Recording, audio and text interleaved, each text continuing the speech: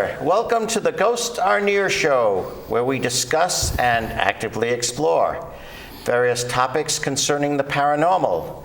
I am your host, Keith Johnson, the co-founder of New England Anomalies Research, and tonight I actually have my co-founder Sandra with us in the studio, in the studio, on camera. I'm not in the booth in the back like I used to be. I'm here. This is a really momentous occasion to have you on here. Momentous, yeah. And what's more, we have actually one of our N.E.A.R members as our guest this evening. Which is even more momentous. Yes, our own David Grist. Yay! How are you, David? I'm fine, sir. Thank you so much for agreeing to be our guest. Not a problem. Well, we know that you're going to be a fascinating guest. You have I'll lots try. of interesting things to say. I'll try to be. Well, you certainly have had some interesting experiences. Oh, yeah. That you have told us about. Yes. And now our audience will hear them. Yep. And Sandra has quite a few questions, so ask away, Sandra. Oh, well, I suppose we can... Does she remember how to do this? Oh, yes, she does. Okay, good. She hasn't been here a while, but she shall find remembers exactly. Right. We'll start at the very beginning. Okay. When were you born? That's going back a bit far, but what I had in long time mind ago. was, I mean, our topic is going to be UFOs for tonight, but that is part of the paranormal spectrum. Sure So, is. how did you get involved in the paranormal to start with? Well, it kind of fell into it. Mm-hmm. I've always been interested in aviation, Yes. airplanes, that type of thing, since I was a kid. And my father used to take me down to the airport, and he got me more interested in it, and it just snowballed from there. Then I decided to get a pilot's license of my own, which I still have. It never cool. expires. It never expires. And then I joined the Air Force. But before I joined the Air Force, I always wanted to be a pilot. Mm-hmm. But I didn't have the college background for it. Mm-hmm. But my son did, and he's now a pilot for United Airlines. Oh, I did not So know that. he just got the job last month. Oh, So, congratulations to him. Yep. And he's going to start that next month. He starts the training with him and all. Yeah, there's a need for more of those. Yeah, there is. competent ones. Competent ones. Mm-hmm. Not ones that are way over the hill. I would say he was competent. He was an instructor's instructor. Mm-hmm. So he knows his something. stuff. Yeah, he knows his stuff. He's been flying for 20 years now. So, yep, he's, but you know, the nice thing about it is we get free flying, but don't tell anybody. Oh my goodness. Parents get free flying. I like for that you. idea. That's great. I like that idea. You and Marie will be the frequent flyers, I We guess. will be the frequent flyers. Going to Texas soon, sometime. Nice. But anyway, yeah. So Danny was the one that really got his feet wet when it came to aviation. I kind of did and got a little wet, and that's another story. Mm-hmm. But anyway, the reason I joined the Air Force because I wanted to be near the airplanes. I wanted to be a pilot. And, Sure. And they said, no, you can't because you didn't have the college background for it. All right. Mm-hmm. So I said, well, what else do we have? He says, well, let's do this generalized test and we'll see what you're qualified for. And we took the test and it came back and he said, what do you want to do? And I told him, I said, well, I'd like to be around aircraft. And he said, we can arrange that. Mm-hmm. He says, pick anything but a pilot, and you got it. You must have done really well on that test. Yeah, I did, actually. He said, you did pretty well on the test. So I said, okay. So anyway, we got to talking, and I decided to become an air traffic controller. Mm-hmm. I said, well, what's the next best thing to being in the airplane? Being outside of the airplane. Mm-hmm. but still talking to it. Anyway, so I went to that school, took about 4 months. I aced the school. Of course. Got very good grades in it. And after that, it was sitting in a chair in front of a radar screen for the next 8 years. So I always say I've got really good vision, but it's getting bad. It's starting to We're all flicker. there. It's starting to flicker now. So anyway, but yeah, just before I went into the Air Force, I was in a band, and we were doing a parade in Cranston. And I remember it was a cloudy night. And I remember sitting on the sidewalk, and I looked up, and I saw this green glow. It wasn't a light so much, but it was a glow, and it was coming through the clouds. I said, well, this is kind of odd. So I studied that for a little bit. Kind of shook me a little bit, because it's the first time I've ever seen anything up in the sky other than an airplane. So I looked at that, and I told some people, and I said, don't worry about it, let's just go. And off we went and did the parade and went back home. So I didn't think too much of that. The second time, after I joined the Air Force, I had come home for a break, and in March, I was still into the aviation thing, and I was into amateur astronomy as well. So I said to my father, I said, can you take me up to, I didn't have a car at this point, so I said, can you take me up to the reservoir? Because they're going to have this big, I forget what they call them. They used to get a group of amateur astronomers together, and they all used to go sit up there. Right. And so I went up there and sat with them. In Situate, right? In Situate, Reservoir, yeah. up along the what is it? Not the bridge, the dam. Yeah. So we stood along there, and sure enough. Horseshoe Dam there? Right in 101, the Horseshoe Dam, Route 6? Uh, Not 101, but Route 6, the other side. Shaped like a horseshoe. No, it wasn't that one. It was the one near the water supply building itself. Okay, yeah, Hope there. I think. Yeah. Hope, yeah. So we went down there, and some guy said, hey, what's that? And so we all looked, there must have been 20, 30 of us there at the time. Is this in association with Seagrave Observatory? Yes, it was in association with Seagrave. And I saw it, and I said, well, that's kind of interesting. And it was just this white light that was moving along, and there was no other lights, just white. I said, okay. So we all kind of just stared at it for a while, and then it made these weird turns, something an airplane wouldn't do, So we studied that for a while, and then it finally went across the trees. It just disappeared. So we all sat and talked about it for at least 20 minutes or half an hour. Nobody had a video camera? Nobody had a video. The video cameras weren't big back then. I think it was in 78, 79, something like that. Yeah, right. And they weren't big. They weren't big back then. Bad. So, yeah. And so that was that. So I went back to the Air Force, went back to Texas. I couldn't wait to go back. I hated Texas. It was funny because the first time I got out of school, the guy that was in charge of all the students, he said, he also assigned where you were going to go. He said to me, he says, you're going to go to New Hampshire. Do you want to go to New Hampshire? They were talking about Pease Air Force Base when it was still active back then. And I said, oh yeah, I know. That's exactly where I wanted to go. And they have a thing called, there's a sheet of paper you have to put down where you want to go. And I said, well, I'd like to go there. So, and people would always say, if you want to go there, don't put it first. Put it second or third. Is your choice. So I did. I put it second, and he said, do you want to go to Pease? I said, yeah, I'd love to go. So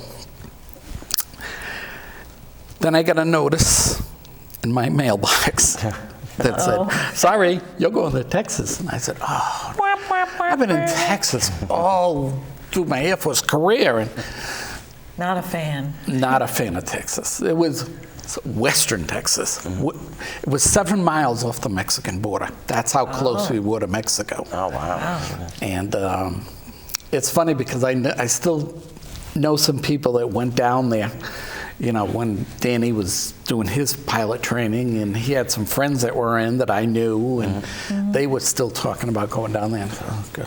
Have fun. That's all I can say. Have fun. No, I didn't like that place at all. So, but I worked in the radar facility there. Now, there was a lot of airplanes there. There had to be at least 400 that flew on a daily basis. Oh, wow. There were quite a few. So the operation was huge. And I remember, you know, going into the office one day, and my boss said to me, he says, "I'm having somebody work with you today. I can't tell you who it is, but he'll be sitting beside you and working with you." Okay. Well, come to find out, no planes were flying that day. I'm saying, why am I sitting in front of a radar screen? There's no airplanes. And the guy came down and sat next to me, and he says, "What you're going to see today is not something you can talk about with everybody else." He says, "As a matter of fact, I'm giving you very little information." Talk about it with us, though. Well, it was some aircraft that was going to go through the radar, but it was going to be so incredibly fast. The radar went around once every 60 seconds. It was gone, and that 60 seconds covered 120 miles. Wow. It went through in one shot. 120 miles, gone. One shot. He said, "Did you see it?" Speedy. I said, "Yes, I did see it." I said, "Would you like to tell me what it is?" He says, "No." I said, "The fastest airplane I know is the SS-71 or the X-15. Yep. He said, "It was neither one of those." Wow. Incredibly fast. So that Was kind it of... triangular shape? No, everything that went through the radar was just little X, you know, with a Right. little trail behind it. Really That's all it was. right, yeah. Detail. So that kind of piqued my interest with the rest of it. I said, well, how about the one I saw when I was a little kid? And then how about the one I saw, you know, at the Situate Reservoir? And I thought, they must be related somehow. You know, I kind of got my quirkiness running, you know, and Yeah. I want to know what all this is about. So Sure. that was that. So anyway, that was the only one I saw when I was in the Air Force. Now, you've never been a member of MUFON, right? Mutual No. UFO Network. Yeah. I've always thought about joining, but I never have. Right. I don't know why. I just never have. But after I got married to Marie, we were trying to decide where we wanted to go on a honeymoon. And she said, well, let's go to Florida. I said, no, my mother lives in Florida. I don't want to go down there. I don't want to go spend a week with them. I want to spend a week with you. Let's go somewhere else. And she says, all right. So the travel agent that we were talking to said, well, I got plenty of seats going to Vegas at this point, and they're very inexpensive seats and cheap hotel. And all right, let's do that.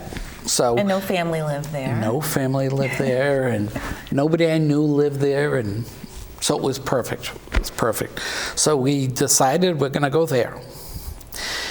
But before we went there, I'm thinking to myself, at home, I'm saying, wait a minute, that's where that big Air Force base is, Nellis, isn't it? Yeah. And then at the time, they were starting to have shows about Area 51 and whatnot on television. And then I said, well, Area 51's not far from there. And Marie says, let's go there. All right, so we So Marie had a little packed interest house, and too, yeah, she's got the same interests as I do. That's how we good. found out, you know. So we got on the plane, went to Vegas, and you know, before long we were swinging slot machine handles and getting in the car and driving off to Vegas, and I'm driving off to Area 51 and all that. But we did. It's a long ride up there. It's about 80 miles northwest. Really, is it? Yeah, and it's all on side roads. You get on these side roads, there's nothing there. There's nothing but highway, you know. But the speed limit's like 80, 90 miles an hour. Oh, wow. And you can move on there, let me tell you. Yeah, I think that lets you out, Keith. Yeah, it does. So yeah, we got moving, and we really hauled butt some places. And so, you know, once you get on the road going down towards Area 51 itself, there's a little bit of signage, not a whole bunch, but a little bit of signage. You probably saw them on TV. It says the extraterrestrial highway. Right. Well, that's the only sign on that road that tells you anything that's on that road. And the little town, Rachel, is kind of like 60 miles north of that. So, Did you stop at the Little Alien? yes, we did, as a matter of fact. They make great burgers. Yeah, Marie, I've heard the food is very good. Yeah, Marie said the burger was fantastic. She was really impressed with it. So, and she's a big burger buff. So, and I had a burger as well. You know, we had a good time. We talked to the owners of the place, Pat and I forget what her name was. It was the owners. We had talked to the owners, and you know, they were telling us. You know, I threw a bunch of questions at her. You know, I said I don't want to.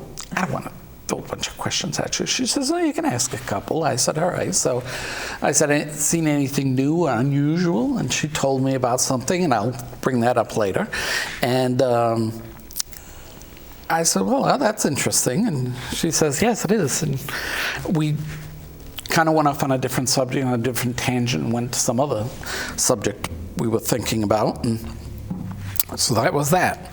And we came home, and after that, there was nothing more. We went back to Vegas again in March of the following year. So we went in August and then March. So, and the second time we went, I had a lot more ammunition with me. You know, I had booklets that people had written and all kinds of stuff. And we had a whole bunch of notes that we written down, and we looked for all the different gates, and we found most of those. And but I'll tell you, when people say it's tight, they're not kidding, it's tight. You cross that line, they're going to get you, and they're going to put you in handcuffs. And oh yeah, they're nasty people. Yeah, I wouldn't do that. But I found out that it's not the government running the security there. It's a company out in Arizona. Oh, really? Yep. And so we... They contract them out then? It's a contractor, yep. Yep. And they're all dressed in plain clothes. You couldn't even tell they're police. So, but they are. They say what they do is they'll arrest you, put you in handcuffs, and then call the local sheriff and have him come pick you up. And they just release you to him, you know. But, and what happens then, do you know? No, but I've heard nasty stories though about people being held for 2-3 days in the jail. Yeah. Don't ever do nothing like this again. You'll come back here You no have more. been warned. Right. I've been warned. By someone who's been there. Yeah, and let me tell you, it's.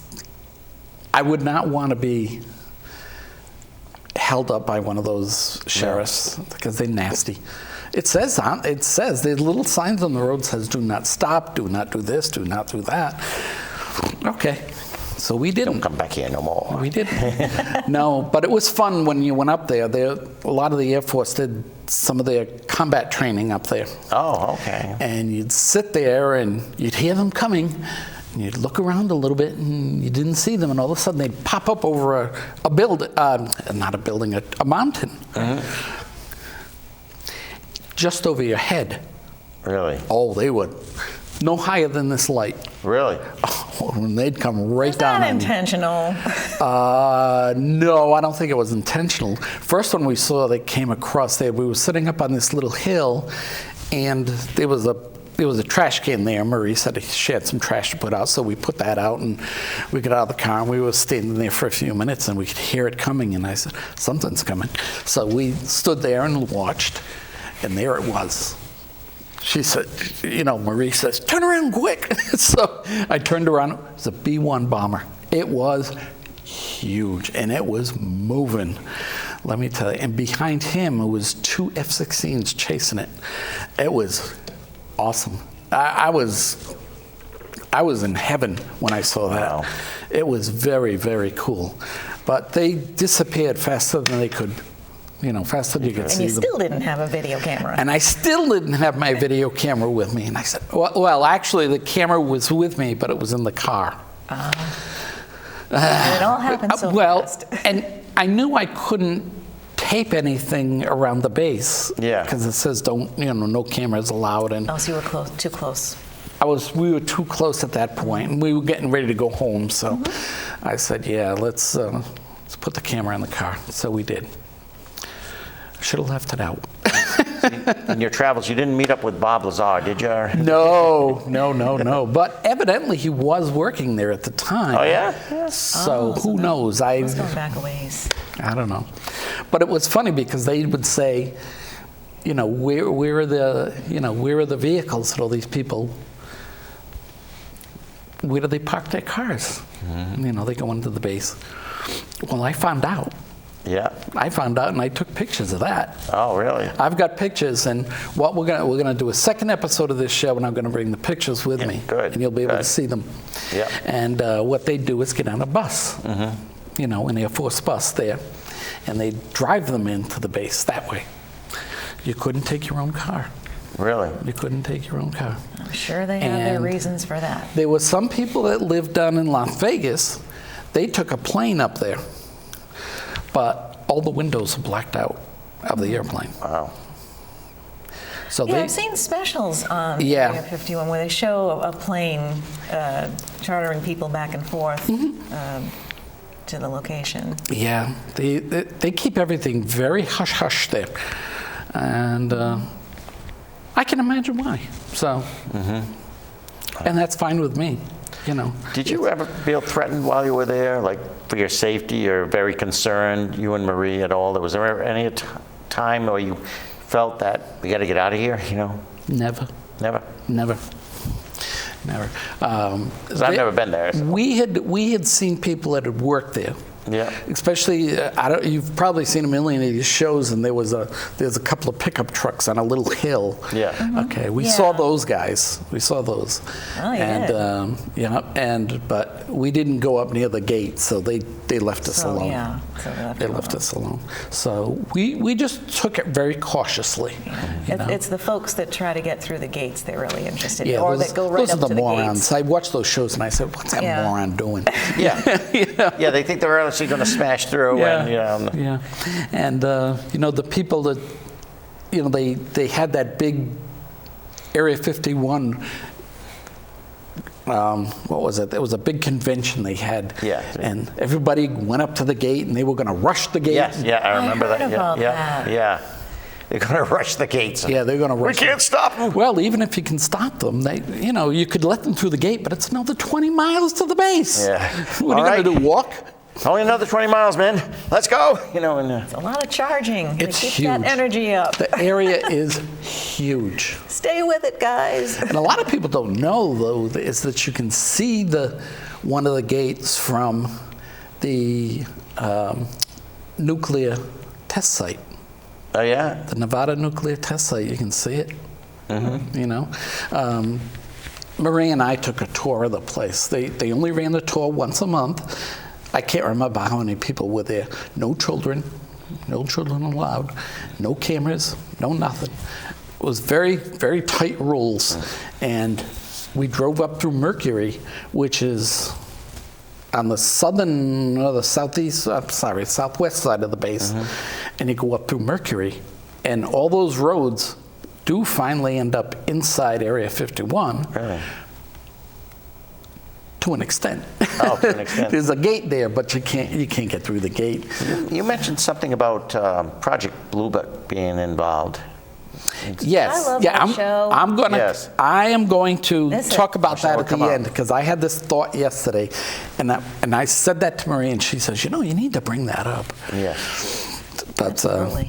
yeah. So now Well, you should bring it up now because we only have like 2 minutes left. So, is that all? yeah, it goes by so fast. Oh, let me talk about my When you're having fun. Let me talk about one of my last sightings I had. Okay. Was anywhere in 1992 and 93.